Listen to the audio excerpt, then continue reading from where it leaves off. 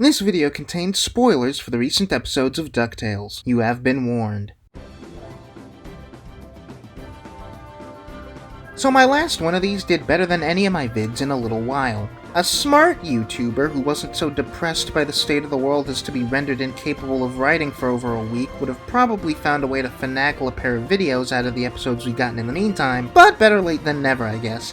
Seriously though, I don't know if my brain turning back on is the result of finally having a human being capable of projecting empathy back on the way to the White House, or the fact that despite great execution, there was a sense of going with the motions in the last two episodes that this week's outing seems self-aware of. Escape from the Impossibin and Split Sword of Swanstantine felt like exactly what you would expect to go down after the reveal in Let's Get Dangerous. The Duck family prepares for, then executes a counterattack against Fowl as the race for treasure gets truly started. The team is firmly in well-oiled adventuring machine mode throughout both episodes, and you get the sense that Scrooge's faith in his family to get things done has never been stronger. This episode throws a wrench in that dynamic right in its opening seconds, and spending this one with the kids dealing with the emotional fallout of a failed mission is an inspired story choice, since there's been comparatively little in the past few episodes as far as meaningful adventuring foul-ups that can be pinned on the main cast themselves.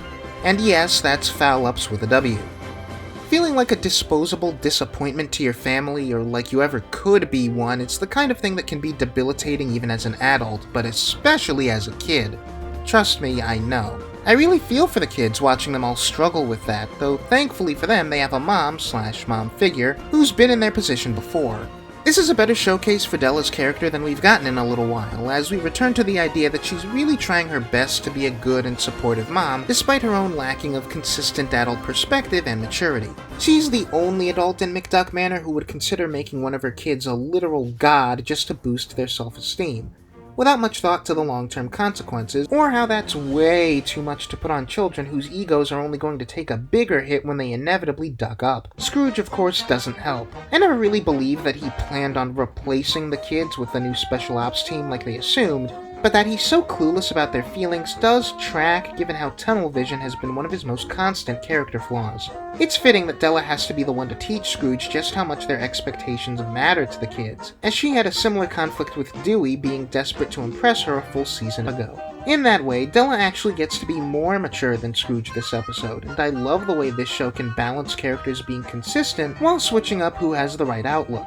By that same token, the kids themselves get their much-needed and much-deserved reassurance by the end, but their little competition for potential godhood maintains the long-held flaws that they don't get the chance to fix. Huey's social awkwardness, Louie's propensity towards ease over efficiency, and Dewey is so hungry for attention that, well, he's completely clueless. Somebody help him. Most interesting to me, though, is Webby going full-on mad with god power. Like, that's loaded. Most apparent is how, despite having the most wholesome values out of the kids, she's also the most myopic and has the hardest time adapting. Though it's really sweet, if still a bit concerning, that Della encourages her to take pride in being a horrible smiter. You know, I always forget that Della is best friends with the moon goddess Selene, and while they do get a couple of moments together, it's a shame we didn't see more camaraderie between them with how full of stuff this episode is.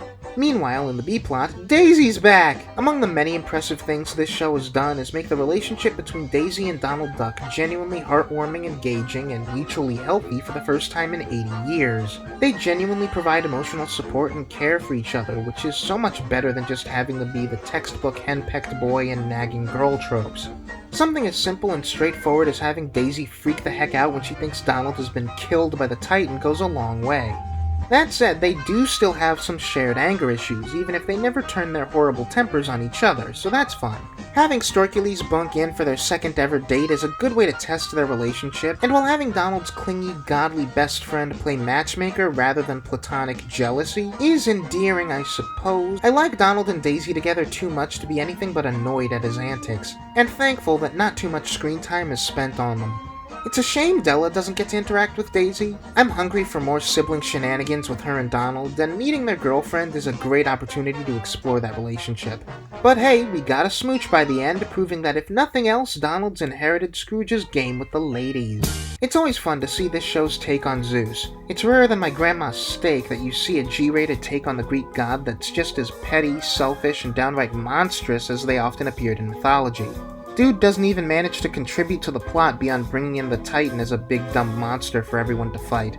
If there's anything that holds this one back a bit, it's that it didn't make me laugh all that much. As usual though, Louis has the best lines. I already have I am so winning. But you know what, I'm gonna give it to Danny Pudi for best line read in this episode. I am the god of intuition.